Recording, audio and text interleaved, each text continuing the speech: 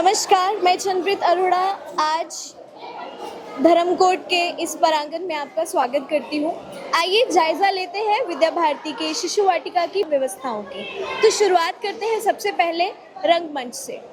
रंगमंच एक ऐसा प्लेटफॉर्म है जो बच्चों को रियलिटी के साथ जोड़ता है। मीन्स कि जो बच्चा पढ़ रहा है, लर्न कर रहा है, वो रंगमंच के माध्यम से करे। मीन्स कि अगर कोई बच्चा किसी चैप्टर को पढ़ता है या सुनता है तो वो यहाँ पर उसकी प्रैक्टिकल इम्प्लीमेंटेशन करे।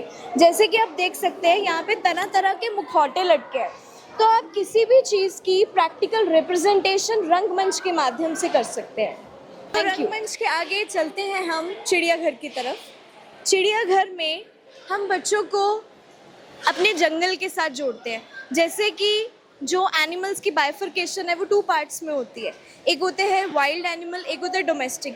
तो जो वाइल्ड एनिमल्स है वो हैं जो जंगल में रहते हैं, जैसे कि यहाँ पर बताया गया है।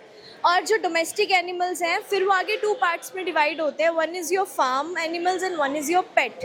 तो उसकी जानकारी भी चिड़ियाघर के माध्यम से दी जाती है कि जैसे हमारा हैबिटेट है, हम लोग अपने घरों में रहते हैं, ऐसे ही एनिमल्स का हैबिटेट क्या होता है, एनिमल्स कैसे रहते हैं, कहाँ रहते हैं। तो इसके साथ हमारी अगली व्यवस्था है घर। घर एक ऐसी व्यवस्था है जो शिशु को संस्कारों के साथ जोड़ती है। जैसे स्कूल में तो वो बाद में आता है, सबसे पहले वो माँ के गर्भ से जब जन्म लेता है तो उसके जो संस्कार हैं वो माँ के गर्भ में ही आरंभ हो जाते हैं। और जैसे वो घर में आता है तो घर की व्यवस्था शिशु को संस्कारों के साथ जोड़ती है कि घर कैसा है।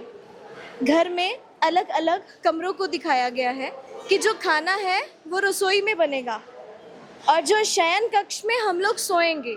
पूजा घर में हमने अपने भगवान को स्थान दिया है और जो नहाने का स्थान है वो वॉशरूम रहेगा और जो बैठक रहेगी ड्राइंग रूम और जो बच्चों के खेलने के लिए क्रियाकलाप करने के लिए आंगन। इसके बाद हमारी अगली व्यवस्था है कलाशाला, जो बच्चों को कला के साथ जोड़ती है।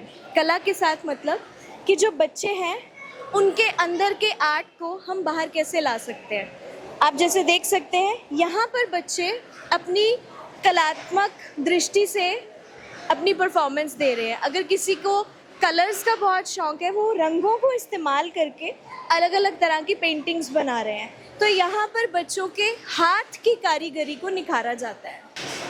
हमारी अगली व्यवस्था है कार्यशाला। कार्यशाला में हम बच्चों को हर काम की प्रैक्टिकल इम्प्लीमेंटेशन बताते हैं। जैसे कि आप यहाँ पर देख सकते हो, जो हमारे पास अलग अलग चीज़ें हमारी डेली लाइफ में यूज़ होती हैं। जैसे यहाँ पर बच्चों ने शेल को, पोटियों को यूज़ करके कलाकृति बनाई है। फिर ये जो दिए बनाए हैं, दियों को पेंट किया है, मोतियों की माला बनाई है और ये सब जो है ये बच्चों ने सब कुछ खुद ही बनाया है। ये हमारी कार्यशाला। हमारी अगली व्यवस्था यहाँ पर प्रदर्शनी की है, जिसमें बच्चों ने और टीचर्स ने अपने ही हाथों से चीज़ें तैयार करी हैं और उनकी प्रदर्शनी लगाई है। जैसे आप यहाँ पर देख सकते हो, पम्पकिन है, कैरेट है, आलू है, टमाटर है, मूली है। ये इन्होंने पेपर का यूज़ करके ये सारी चीज़ें हाथ से बनाई हैं। जैसे आप ये देख सकते हो, ये मटर है और ये पेपर से ही बनाए हैं सारे। तो ये हमारे प्रदर्शनी में आते हैं। तो अब हम आए हैं अपनी अगली व्यवस्था की तरफ, जिसका नाम है वस्तु संग्रहालय।